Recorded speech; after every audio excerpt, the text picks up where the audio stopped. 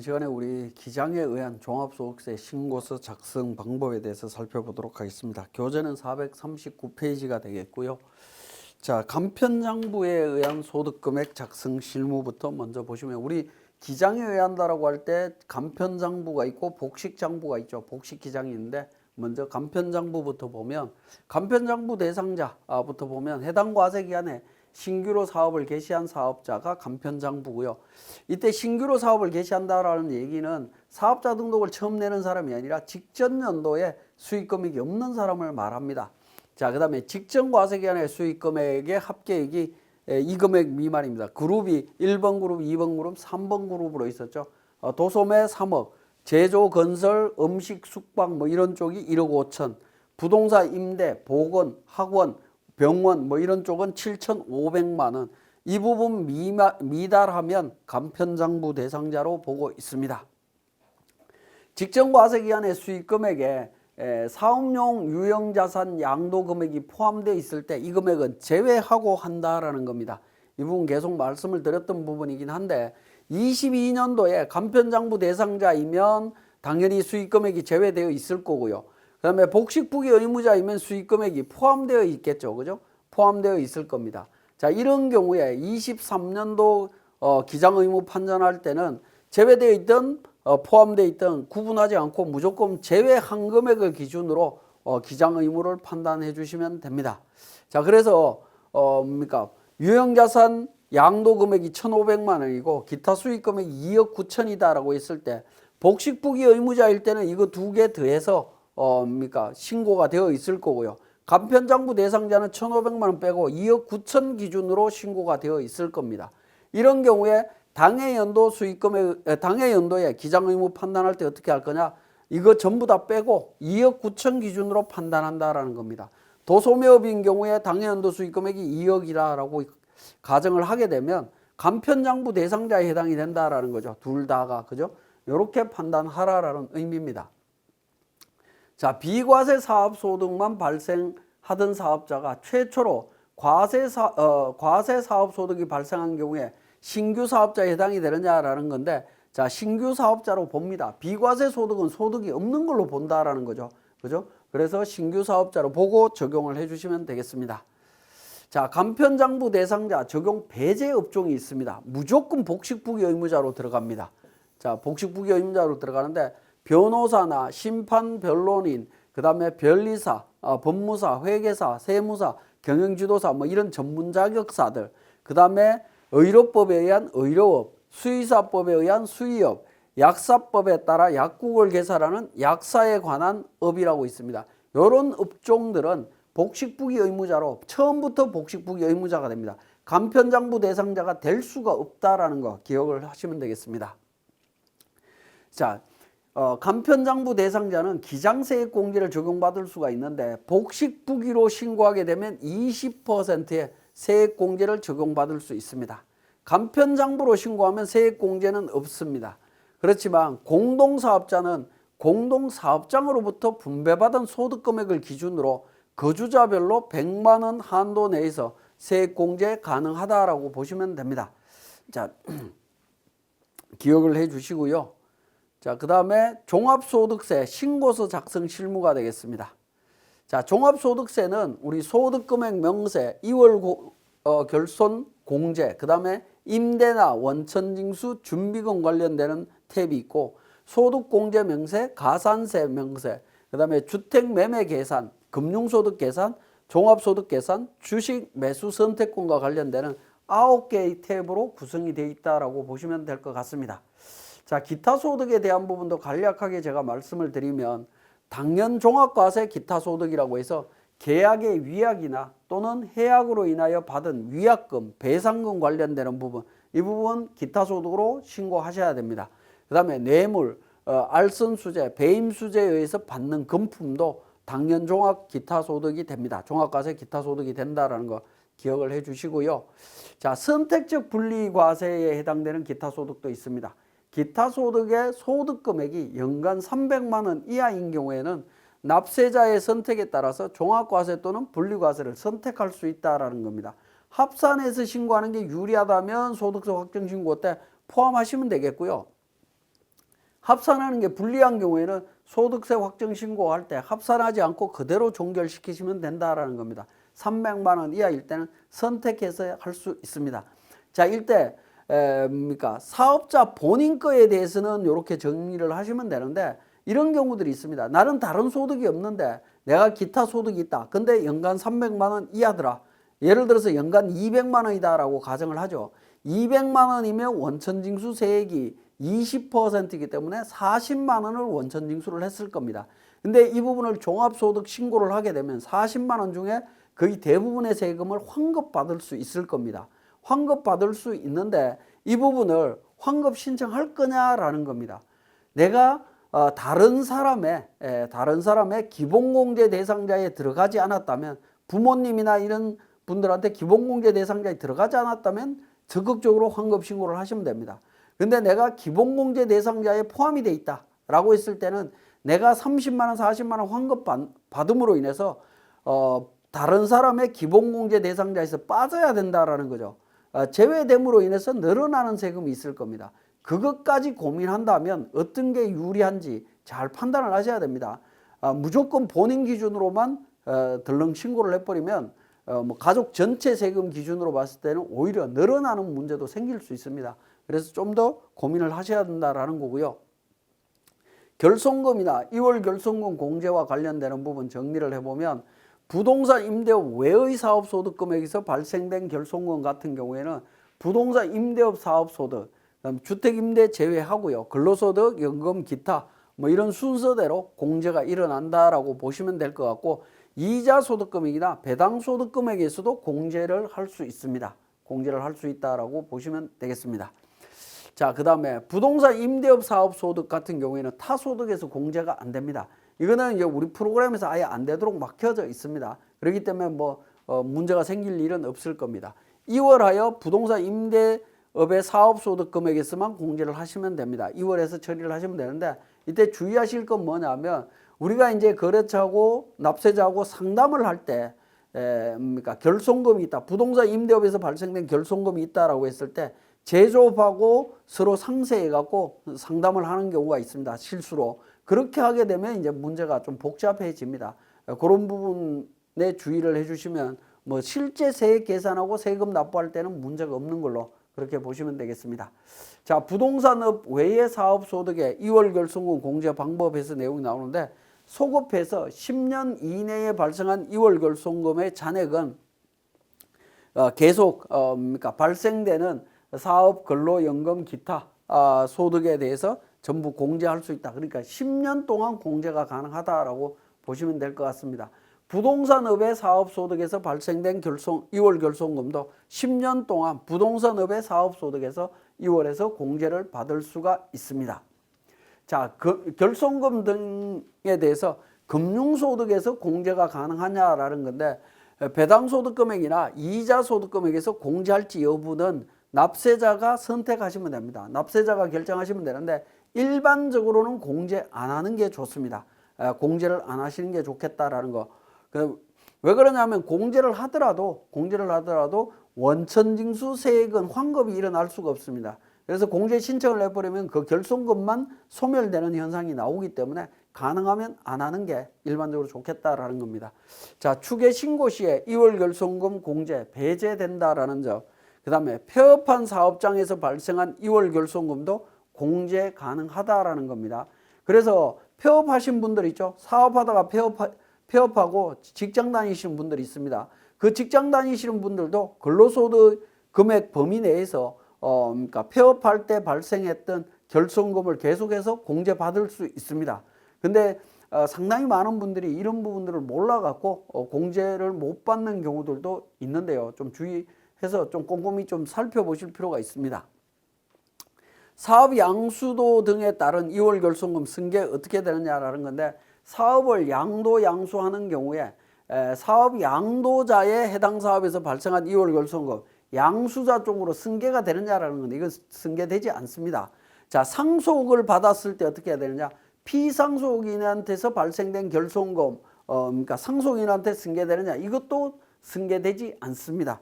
그러니까 절대 결손금은 다른 사람한테 넘어갈 수 없다라는 거 보시면 되겠고요. 자, 2월 결손금의 공제에 대해서 임의 선택해서 공제할 수 있냐? 내가 공제하고 싶을 때 원할 때 공제해도 되느냐라는 건데 그렇지 않습니다. 소득 금액이 생기면 무조건 공제하도록 되어 있습니다. 나중에 소득이 많이 생겼을 때 내가 공제할 거야 라고 해서 이렇게 내가 선택적으로 할 수 있느냐? 그게 안 된다라는 겁니다. 안 되기 때문에 순차적으로 적용을 해야 됩니다. 자, 그 다음에 소규모 사업자 여부에 대해서 단순 경비율 적용 대상자의 추계 신고 시에 경비율 선택 및 장부 기록 보관 불성실 가산세 적용 여부가 되겠습니다. 자, 소규모 사업자는 직전 연도 수익 금액이 4,800만 원 미만인 사업자입니다. 소규모 사업자는 4,800만 원 미만인 사업자인데 업종별 기준으로 보면 1번 그룹 도소매 부동산 매매업의 경우에는 소규모 사업자의 추계 신고 시에 어떻게 될 거냐라는 겁니다. 4,800만 원 미만이면 단순 경비율 대상이고 기준 경비율 중에 선택이 가능한데 이때 가산세가 제외가 될 겁니다. 그죠? 추계로 신고하더라도. 왜냐하면 도소매 그룹은 기장 의무가 3억 기준이고요. 그 다음에 소규모 사업자가 4,800만 원 기준이었고 기준 경비율, 단순 경비율 기준이 6천만 원 기준으로 구분이 되게 돼 있죠. 6천만 원이 넘어가게 되면 가산세 적용 대상이지만 4,800만 원 미만이게 되면 제외된다라는 겁니다. 4,800만 원에서 6천만 원 이하일 때는 단순 경비율과 기준 경비율 중에 선택이 가능하고 6천만 원 이상이면 기준 경비율만 적용하면서 가산세는 적용이 된다라는 겁니다. 그래서 업종별 구분에서 1번 그룹 외에 소규모 사업자의 추계 신고하게 되면 1번 그룹 외의 사업자 중에 단순 경비율 적용 대상자 사업자는 소규모 사업자에 해당이 되는 거고 그래서 무기장 가산세 적용 안 되겠지만 기준 경비율이 적용되는 사업자들은 무조건 무기장 가산세가 적용이 된다라고 보시면 됩니다. 2번, 3번 그룹은 무기장 가산세가 적용이 되겠지만 단순 경비율이 적용되는 케이스인 경우에 1번 그룹에 해당되는 케이스인 경우에는 이걸 좀 세분화해서 보셔야 된다라는 거. 무조건 추계로 신고한다고 해서 무조건 가산세가 적용되는 건 아니다라는 거 기억을 해 주시고요. 자, 그 다음에 복식부기 의무자가 추계로 신고하는 경우에 적용은 어떻게 되느냐. 소득세법에는 장부기록 보관 불성실 가산세, 즉 무기장 가산세가 적용이 됩니다. 재무제표를 제출 안 했기 때문에. 재무제표 미제출로 무신고 가산세도 적용이 됩니다. 무기장 가산세, 무신고 가산세 둘 중에 큰 금액으로 신고하도록 되어 있고요. 지방세법에서는 별도의 규정이 없고 추계에 의한 과세표준을 신고기한까지 신고했다면 지방세 기본법상 무신고 가산세는 적용되지 않는 걸로 보입니다. 다만 이제 소득세법에 의하여 장부기록 보관 불성실 가산세가 적용될 경우에는 지방세법에 의해서 소득세법상의 장부기록 보관 불성실 가산세의 10%를 가산해서 납부해야 된다라고 보시면 됩니다. 그래서 어쨌든 소득세법하고 지방세법하고 조금 미묘한 차이가 있다라는 거 보시면 될 것 같고 외부 조정 대상자가 자기 조정으로 신고했을 때 어떻게 될 거냐. 조정계산서 미제출한 경우에는 무신고로 보도록 되어 있습니다. 그래서 외부 조정 대상자인지 자기 조정 대상자인지가 판단이 애매하다라고 할 때는 무조건 외부 조정으로 처리하시는 게 좋습니다. 그 다음에 복식부기 의무자가 간편장부로 신고할 경우에 재무상태표, 손익계산서, 그 부속명세서, 그 다음에 조정계산서 이런 걸 미제출하기 때문에 무신고에 걸리게 되어 있습니다. 그래서 무신고 가산세 문제가 발생한다라는 겁니다. 자, 지금까지 설명드린 내용을 우리 세무사랑 프로를 통해서 정리하겠습니다. 자, 교재 443페이지에 세무사랑 프로 운용 방법에 대한 부분들 살펴보도록 하겠습니다. 자, 우리 교재의 회사 코드가 1101번으로 되어 있습니다. 1101번 회사 코드를 기준으로 제가 설명을 드리도록 하겠습니다. 자, 전산 입력된 자료를 근거로 해서 적용하라라고 하면서 장부에 반영된 고용지원금, 그 다음에 이자 수익으로 처리된 금액, 필요경비 불산입 총액이 1,500만 원이다 라고 정보가 나와 있습니다. 우리 세무사랑 프로에서는 회계관리나 개인조정 쪽에 보시면 간편장부로 회계 처리할 수 있는 기능은 없습니다. 별도의 기능은 없고요. 자, 기본적으로 회계 관리 쪽에서 일반 전표 및 매입 매출 전표 쪽에서 간편장부 대상자든 그러니까 복식 전표 대상자이든 구분하지 않고 전표 입력을 통해서 진행을 해주시면 되겠고, 그래서 결산관리 쪽에서 12월 달 해서 이렇게 손익계산서를 작성을 하게 됩니다. 자, 손익계산서 작성한 다음에 관리 제출 표준용을 인식을 하게 됩니다. 자, 표준용을 인식하신 다음에 우리 개인조정으로 오셔갖고 표준 재무제표 수익금액 조정 쪽에서 표준 손익계산서 해서 F12 불러오기를 통해서 반영을 합니다. 자, 이렇게 반영을 하신 다음에 우리가 간편장부로 소득세를 신고한다라고 하면 그러니까 개인조정, 과표 및 세액 계산에 오른쪽에 보시면 간편장부 기준경비율 추계가 있습니다. 간편장부에 보면 총수익금액 및 필요경비 명세서가 있습니다. 자, 이 부분 클릭하셔갖고 관련되는 소득 구분 코드 40번 등록해서 적용을 하시면 되는데, 제가 전체 삭제하고 한번 보여드리겠습니다. 자, 삭제를 하고 회사 소득 구분 코드 40번이죠. 사업소득이니까 40번. 회사 코드는 1101번. 즉 간편장부로 기장되어 있는 표준손익계산서가 있는 회사 코드 번호를 입력하시면 됩니다. 그러면 회사 등록에 있는 정보 기준으로 전체 반영이 됩니다. 자, 매출액 장부상 수익금액은 매출액은 반영되어 있고요. 기타 부분이 반영이 안 돼 있습니다.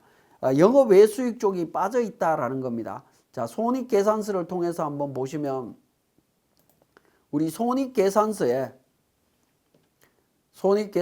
영업외수익이 있습니다. 영업외수익과 관련되는 부분에 있어서 이자수익, 자비익이 있는데 이런 부분들이 누락이 되어 있다라는 겁니다. 그죠? 누락이 되어 있기 때문에 이 부분이 과세 대상 소득이 맞다면 우리 총수익금액 및 필요경비 쪽에 기타 부분에다가 반영을 하셔야 됩니다.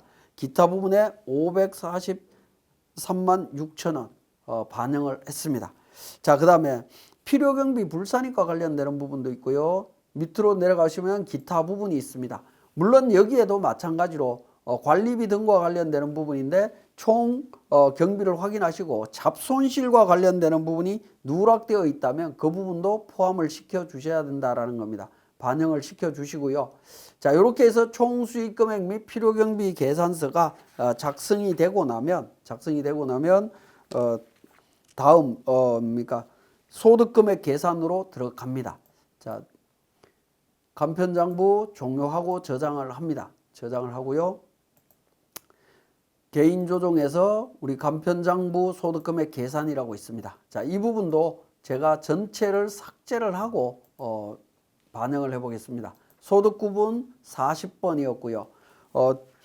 총수익금액 및 필요경비 명세서가 작성된 회사 코드 1001번에서 입력하게 되면 자동으로 앞에 있는 내용 반영이 되는 거고요. 그 다음에 이제 수익금액에서 제외할 금액, 가산할 금액, 필요경비에서 제외할 금액, 가산할 금액을 정리를 합니다. 자, 이 부분이 우리 세무조정사항이라고 보시면 되는데 간편장부로 신고하는 경우에는 세무조정계산서가 별도로 없습니다.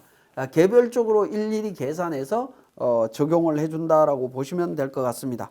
우리 자료에서는 그러니까 필요경비 불산입 금액이 총 1,500만 원이다라고 되어 있죠. 그러면 필요경비 불산입란에다가 제외할 금액에다가 1,500만 원 이렇게 등록을 해주시면 되겠습니다. 자, 기부금이 있으면 기부금 한도 초과 2월 금액이 있을 때 2월 금액에 대한 부분들 적용을 해주시면 되겠고요. 자, 대리 구분, 기장에 의한 거냐 신고, 자기조정이냐. 자기조정은 납세자 스스로가 신고하는 거고요. 신고는 신고서 만들어 온 걸 대신 신고해 주는 걸 말합니다. 기장은 이제 세무대리인들이 기장 대행해서 신고하는 거다라고 보시면 될 것 같고, 기장인 경우에 기장을 선택해서 신고 연원일 입력해서 저장해 주시면 되겠습니다. 이렇게 저장하고 종료합니다. 종료하신 다음에 이 금액을 기준으로 우리 종합소득세 신고서를 작성하시면 됩니다. 자, 종합소득세 신고서에 가셔갖고 자기 조정이 아니고 우리는 간편장부로 지금 신고하고 있죠. 간편장부고 기장의무 간편장부 대상자다라고 했을 때 소득금액 지금 소득 구분은 40번이고요. 회사 코드는 간편장부 작성했던 거 1101번입니다. 그러면 4,250만 원이 나올 거고 나머지 정보들을 반영을 하게 되면 그러니까 종합소득 산출세액이 작성이 되게 됩니다. 이렇게 해서 간편장부로 신고하실 수 있다라는 거 말씀을 드리고 그 다음에 이제 종합소득세 신고 작성 실무로 갑니다. 449페이지로 가겠습니다.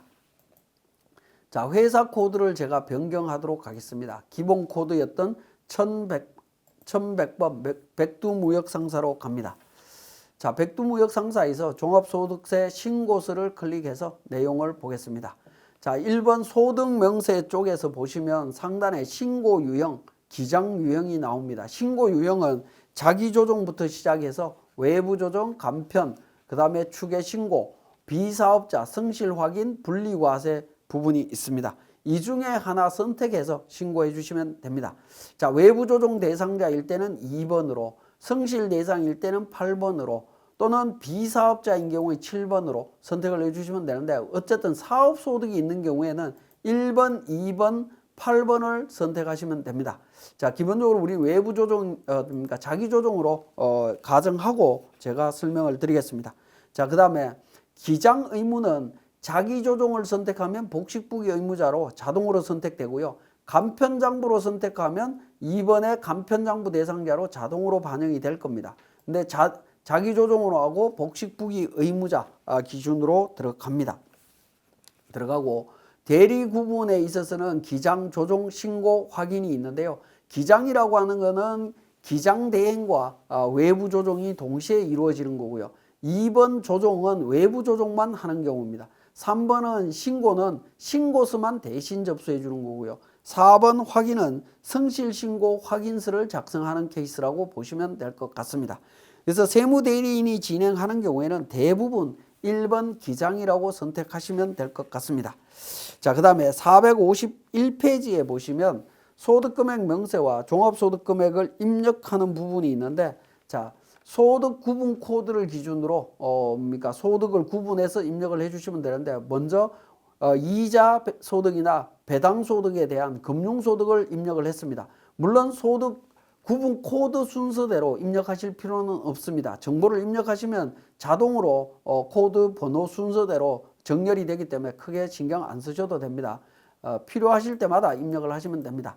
자, 그리고 이제 그러니까 사업소득과 관련해서는 부동산 임대소득과 주택임대소득, 사업소득 관련되는 부분 정보를 입력을 해주시면 됩니다. 소득 구분 코드별로 입력을 하는데 신고 유형 코드가 있습니다. 신고 유형 코드는 위에 보면 신고 유형 코드 있죠. 이 코드 번호와 신고 유형 코드 번호는 최소한 하나 이상은 같아야 됩니다. 하나 이상 같게 처리를 하셔야 되겠고요. 그리고 신고 유형 코드는 신고하는 유형 코드 중에 가장 높은 유형을 선택하도록 되어 있습니다. 상단에는. 자, 자기조정이나 성실이나 뭐 이런 부분들인데요. 이 중에 성실 신고 대상이 있다라고 하면, 선택이 되어 있는 게 있다라고 하면 가장 높은 코드인 성실을 선택하게 됩니다. 유형 코드가 가장 높은 거는 성실 확인, 그 다음이 외부 조정, 그 다음이 자기 조정, 간편장부 순서로 이루어져 있다라고 보시면 될 것 같습니다. 그리고 기장 의무는 복식부기, 간편장부, 비사업자라고 되어 있는데요. 복식부기와 간편장부 중에 우리 7번에 보면 기장 의무 나오죠. 이 중에도 마찬가지로 7번에 있는 기장 의무 중에 위에 있는 기장 의무하고 하나 이상은 일치가 돼야 됩니다. 물론 간편장부 대상자인데 기장은 우리가 전부 다 복식장부로 신고하더라도 전혀 문제될 게 없다라는 거죠. 7번 기장 의무가 간편장부인데 우리는 위에 기장 의무가 간편장부 의무인데 우리는 7번에서 복식장부로 신고해도 상관은 없습니다. 그죠? 위에 기장 의무보다는 7번 기장 의무가 같거나 또는 높은 수준의 기장 의무를 의무로 구성되어야 된다라는 거 말씀드리고요. 그 다음에 사업소득과 관련해서는 16번에 공동사업장 여부와 관련되는 부분이 있습니다. 공동사업장 여부는 회사 등록에서 공동사업장 여부가 체크가 되어 있고, 그 다음에 공동사업자 수익금액 명세서 있죠. 소득 분배 명세서가 있습니다. 분배 명세서가 작성이 되어 있으면 자동으로 반영이 된다라고 보시면 될 것 같습니다.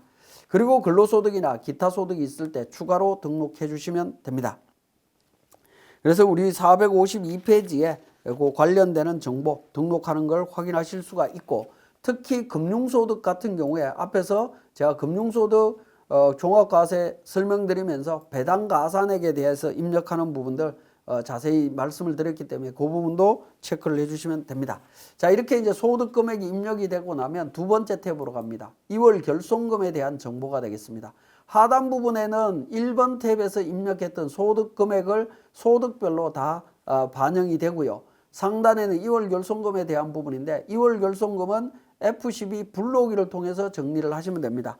전기수 종합소득세 신고서에 2월 결손금이 있는 걸 반영하실 수 있다는 겁니다. 반영된 금이 부동산 임대 200만 원 있으면 단기 공제금액에 넣게 되면 부동산 임대업 사업소득금액에서 공제하도록 되어 있습니다. 그리고 사업소득에서 발생된 게 400만 원 남아 있으면 사업소득 이외의 소득부터 시작해서 순차적으로 공제가 일어난다라는 겁니다.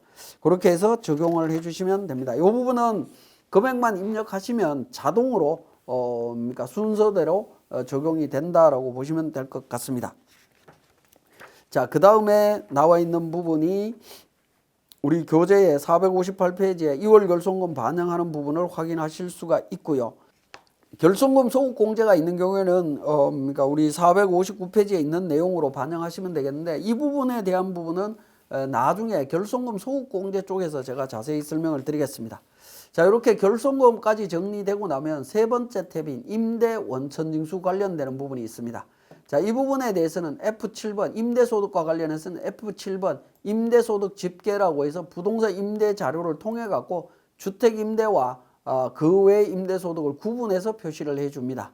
자, 구분해서 표시하고요. 3번에서 사업소득에 대한 원천징수 및 납세조합 원천징수세액, 즉 원천징수 영수증이 있는 경우에 3.3%로 원천징수된 소득이 있다라고 했을 때는 그 금액에 대한 원천징수세액을 적용해 주시면 됩니다. 우리 1번 탭에서 이자소득이나 배당소득, 그 다음에 근로소득과 관련되는 부분은 원천징수세액을 그대로 반영을 했습니다. 그런데 사업소득과 관련되는 원천징수세액은 우리 3번 탭에서 반영을 한다라는 겁니다. 있으면 3번 탭에다가 반영을 해주시면 되겠습니다. 준비금과 관련되는 것은 현재 제도가 없기 때문에 넘어갑니다. 네 번째, 소득공제 명세는 불러오기를 통해서 작성하시면 됩니다. F12 불러오기를 통해서 소득공제 신고서에 반영되어 있는 정보들이 자동으로 반영되도록 해서 처리를 해주시면 되겠고요. 이때 이제 근로소득이 있는 경우와 없는 경우, 그 다음에 F8번 한도 계산과 관련되는 부분 확인하실 수가 있고, F6번에 추가 입력해 보시면 성실사업자라고 있습니다. 성실사업자인 경우에 근로소득이 없을 때 표준세액 공제가 12만 원으로 계산되도록 되어 있습니다. 그러니까 성실사업자 여부도 여기에서 체크를 해서 적용을 해주시면 됩니다. 자, 5번에 가산세액 명세서 탭이 있습니다. 자, 가산세액 탭과 관련해서 우리 교재에 내용이 쭉 나와 있는데요. 468페이지에 내용이 나와 있죠. 복식부기 의무자로 복식부기 의무자가 간편정보로 신고한 사업소득금액 5천만 원이 있다. 수익금액은 2억 5천이다 라고 되어 있고요. 그러니까 복식부기가 간편정보로 신고하게 되면 이 부분에 대해서는 무신고에 걸리죠. 그러니까 수익금액 2억 5천에 대해서 만분의 7. 그 다음에 사업소득금액이 5천만 원이니까 무신고 납부세액을 계산을 해야 될 겁니다. 자, 이 경우가 무기장가산세에 해당이 되는 거죠. F8번 무기장가산세 관련해서 산출세액 불러오고요. 15번 산출세액하고 종합소득금액 불러오고 무기장가산세, 사업소득금액 5천만 원이고요. 기준금액에서 가산세가 자동으로 반영이 됩니다. 그렇게 불러오시면 되겠고, 지급명세서 미제출과 관련되는 부분 1억 원이 있습니다. 지연제출이죠. 3개월 내에 제출했기 때문에 50만 원 가산세 적용해 주시면 되겠고, 정명서류 미수치 금액 100만 원에 대해서 가산세가 있습니다. 이 부분도 F12 불러오기를 통해서 반영하게 되면 자동으로 반영이 됩니다. 그 다음에 매입 계산서 누락분 5천만 원에 대해서 25만 원의 가산세 적용을 했습니다. 그리고 그러니까 이렇게 해서 이제 가산세 적용을 해주시면 될 것 같고요. 자, 그다음에 기장을 안 했을 때 무기장 가산세하고 무기장 가산세 적용이 되고 무기장 가산세하고 무신고 가산세가 동시에 적용이 되는 경우 있습니다. 동시에 이렇게 적용이 될 때는 비교해서 정리를 해주셔야 됩니다. 자, 무신고와 무기장 가산세 비교 정리라고 하는 표가 있는데, 자, 이 부분 클릭해서 보시면 무기장 가산세와 무신고 가산세가 동시에 적용이 될 때는 둘 중에 큰 금액으로 간다라고 되어 있고요. 같을 경우에는 하나만 남기고 없어집니다. 그죠? 무기장 가산세 없어지고 무신고 가산세가 자동으로 적용이 된다라고 보시면 될 것 같습니다. 자, 그렇게 해서 내용 정리, 가산세 탭을 정리하실 수가 있습니다. 자, 그 다음에 이제 7번 탭의 금융소득, 종합소득 계산 탭으로 해서 종합소득세를 신고하실 수가 있다라는 겁니다. 자, 그리고 이렇게 이제 계산이 되는데, 우리 세액 감면 또는 세액 공제와 관련되는 부분들은 우리 세액 공제 감면 또 세액 공제 부분을 설명드릴 때 이걸 어떻게 적용하는지 하는 부분을 자세히 그때 설명드리기로 하고, 이번 시간은 여기서 마치겠습니다.